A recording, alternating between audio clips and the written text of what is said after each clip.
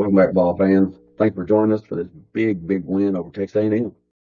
Wherever you listen throughout the world, it's football time in Tennessee. Huge game, Tim. Any W in conference is always big, especially against a team that has a lot of talent, like A&M does. Well, they do. They're a top 4 or 5 team in the country when it comes just to, from a talent standpoint. Obviously not a top 4 or 5 team when it comes to a coaching standpoint. I got the feeling them Aggie fans would probably want to bring up Jimbo if they could afford a rope that expensive. Yeah. Seriously. I promise you. A lot of Aggie fans, if they had $60 or $70 lying around, they'd put a good portion of it to Jimbo and tell them to go away.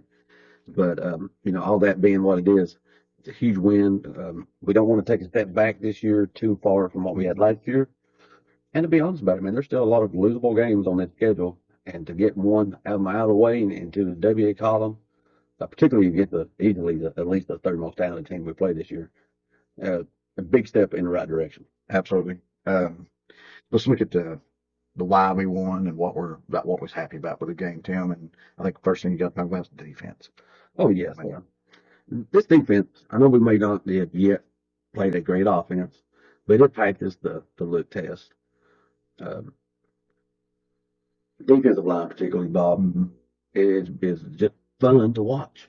It is. Going into the season, some earlier videos we discussed that we thought the defense might make a big jump this year, and I think it played better than what we anticipated. I think mainly because of James Pierce. He is. We didn't know if one of them young Leos was going to take a huge jump, and he has taken a big jump. And our secondary. We go ahead and give a shout out to them. Our secondary is playing a lot better than they did last year. Well, you know what? They're finally kind of playing with some tighter coverages, with the exception of a 3rd and 17 yesterday. I was on my couch yesterday, and I just looked over to our other brother that was with me here, and I said, the hardest thing the first 2 years about this defense has simply been that on a play like this, 3rd and 17, they're going to throw for 18 yards. They've done it for 2 years. That's true. And then they threw for 18 yards, and I said I should have shut my mouth, But for the most part, though, I mean, the last couple of games have tightened it up because they're taking advantage of that pass rush. Yeah. And Tyler Barron is playing out of his mind. He's playing like a guy wanting to go play in the NFL. Yep. We're getting good defensive push up the middle. It's fun to watch this defensive line play. Yeah. And I think that's the future too. I think the defense, it's the way we're recruiting right now. I'm supposed to emphasize this defensive roles in particular, but defense in general. And our young talent is on that side of the ball. It is. We got a lot of seniors on offense and defense. Hopefully, maybe we might talk 1 or 2 of them in here and there to look back. Some of them do have a COVID year available to them, but hopefully we can get help in the portal because that's going to be huge going forward. But that's a whole nother video. Yeah. But quickly before we get off James Pierce, an episode or 2 ago, I mentioned the fact that I didn't want to get ahead of myself and compare him to Leonard Little. Yeah. I'm thinking to the point like I don't care if I get ahead of myself. He's the most athletic edge rusher we've had since Leonard. Yeah. Dirk Barnett was a different type of edge rusher. He was an elite bend. You talked about it before, Bob. And he was strongest to run. But Pierce, though, is he's surprisingly strong, too. Yeah, for a guy who's a true sophomore that come in very light. This guy's got a lot of potential. I think it was Austin Price said he thought he might have All-American potential. I can think where he thought. He nailed that because this kid, I think, expect him to have another big jump next year, another year in the weight room and working on technique. This guy's going to be elite. Yeah, enjoy him while he's here. Yeah, so it's going to be 3 seasons, and that's going to be it. Yeah, and one of them really didn't play on. Right. So we got him for another year, and then he's making the next jump's going to be the NFL. Yeah. Let's go off another. We talk about defense. Let's talk about another D. Williams. Yeah, had a heck of a game. First catching the ball right there at the goal line to pin them back, and then returning the punt return on that next possession. I mean, the guy exciting and definitely an elite punt returner. Glad he's on our side. Well, he has been. And the special teams, I'm going to give a shout out. I think it was their best game of the year simply because it may have been the first game of the year that they didn't have a screw up. Yeah. You've seen the potential all year long, Oh, yeah, they've had a lot of good plays. but it's just been like one little mishap here or there throughout the year. And, but finally put it all together. And we have one heck of a special teams when we do. Coverage has been great pretty much since Heupel's been there. Been there. Jackson Ross hunting. Yeah, it looks like a weapon. Yeah, As a punter. first year I was about ready to put him on the bench just about. So I was, but yeah, he's That's pretty, Bob. You ready to buy him a ticket back to Australia? yeah. I mean, I did get my refund on that, but yeah, but yeah, he's lighting it up. And then Williams. I mean, it's just overall special teams play. Yeah, he's a star back there. We'll get another shout out, Bob, to a guy, an individual, great performance, Jalen Wright. Yeah. I tell you what, I would not have thought going into this game against A&M, who was averaging, I think it was 84 yards a game given up, that Wright would have 136 yards rushing and averaging about 7 yards carry. That's impressive. And actually should have had about 20 more yards had it not been for a phantom hold call of Caleb Webb that did not happen after I went back and looked. Seen it in live action, went back and looked at it again. There was no hold. The ref just decided he was going to throw one on that one, I guess. Same ref, let me just go ahead and say that too. Same ref also didn't call the Caleb, Chaz Nimrod pass interference down there near the goal line as well. Same drive. Same drive, and he's probably, speaking of driving, he's probably driving a new vehicle this morning. But anyway, but go back to Wright if you want to, like Tim. He had a heck of a game. He did. I mean, Jalen has had a heck of a season. We talked about that in our hot takes, potential, wild picks for the year. And we thought, Wright could really have a monster year. And he had been averaging about what I predicted him to average. But he's not getting the carries that I thought he'd be getting. Mm-hmm. But Jalen Wright is going to make some NFL money one day. He's impressive. Really a great young running back for you too. But step back just a moment ago. You spoke on the refs and how bad they've been, and I don't want to make a big thing about it because they've just been horrible across the board. But I guess that's a good point though to talk about some of the bad things too. And I think unusual. I'm going to give a shout out to Josh Heupel. Some decisions he made yesterday, and clock management, and decisions of when he should kick field goals versus when he shouldn't have kicked field goals. And he stepped up. One of the first things in his press conference yesterday was, I made some bad calls today. I made some bad decisions today. Yeah. And he stepped up and took the blame on those. And it's rare that I'm going to have a criticism of rarely when I see something that I think I would have done differently than Heupel. And there was 2 or 3 things there yesterday he did that I disagreed with.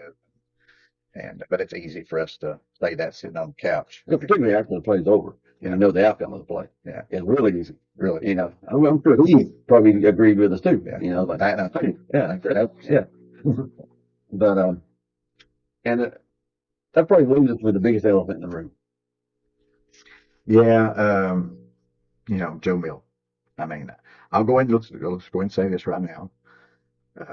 Ramel Keaton dropped an easy touchdown, and the refs probably had about 4 pass interference calls that should have been called against A&M on us. So that made those numbers look a lot better. But Joe just don't have it, man. Joe don't have it. He's late processing the plays. You see guys who open briefly, and Joe just don't pull the trigger quick enough, and he's hesitant, and you've got to be quick. I think many have talked about this before. David Cutcliffe once said when he has a recruit on campus, when they go out to eat, if that kid don't say what he wants immediately, he's not the quarterback for him. So you're saying my ex-wife couldn't have been a college quarterback under that? Absolutely not. Yeah. And Just make sure I understood that. you've got to be decisive. You've got to process things quick. It's not easy. I mean, I can't believe as many of these quarterbacks do as well as they do. That's a hard job. Well, the hardest job in sports, in my opinion. That's why it's paid like that at the NFL level. It is. There's very few men on the planet that can play at the level that to win championships at. Yeah.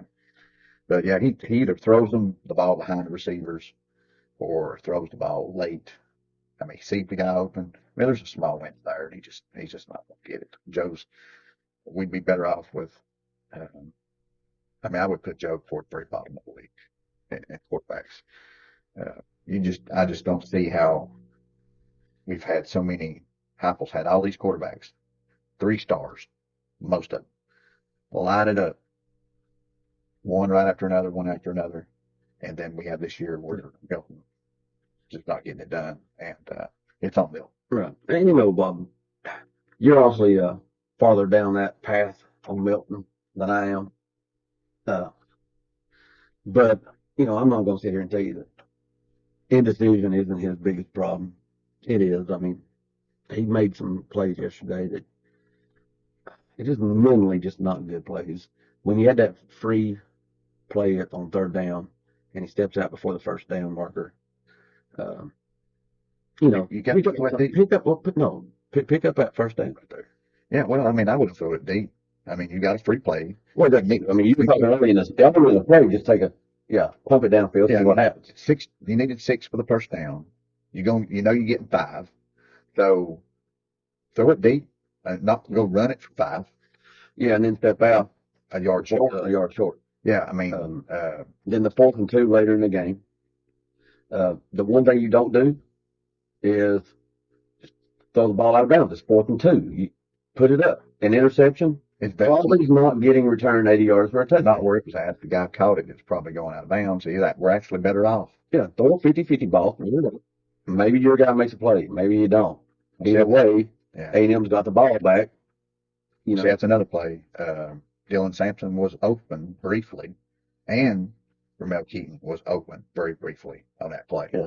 But he was too late processing it and getting the ball out.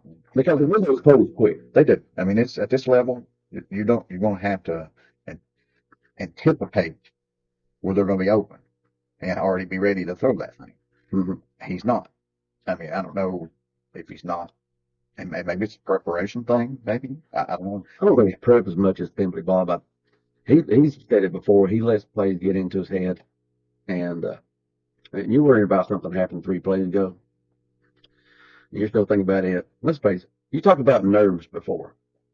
I think that's what he battles out there. He's scared to make a bad play, so therefore he don't make the play quick enough, and it becomes a bad play. Well, I'll tell you what, man. I don't see how these guys do it at the level they do. You think about it. You got 100,000 people there at the stadium. You've got millions more watching you. And not just that, you've got millions of dollars on the line. This guy can make a very nice living if he plays well. He's got the physical tools NFL teams love. If he can play well, he's got millions of dollars waiting on him. And, I mean, I can imagine the stress, this guy has on him. Well, he does. But anyway, that's enough of that elephant in the room, I guess. And let's go to the next elephant, and that's the bunch of red elephants that we're going to go down to Tuscaloosa and hopefully kick their ass next year. Next week. Yeah, next week. Yeah, I'm getting ready to have Yeah, and next year. Yeah. I just won't be doing Tuscaloosa probably next year, but we're going to skin them pachyderms, I hope. Yeah, guys, look for that episode coming up later in the week. And I think that's about it, Tim. I appreciate y'all. Remember to like, subscribe, and leave us some comments. Hit that notification bell. And we appreciate y'all. We do very much. We really do. Thank you very much, and go Big Orange. Go Balls.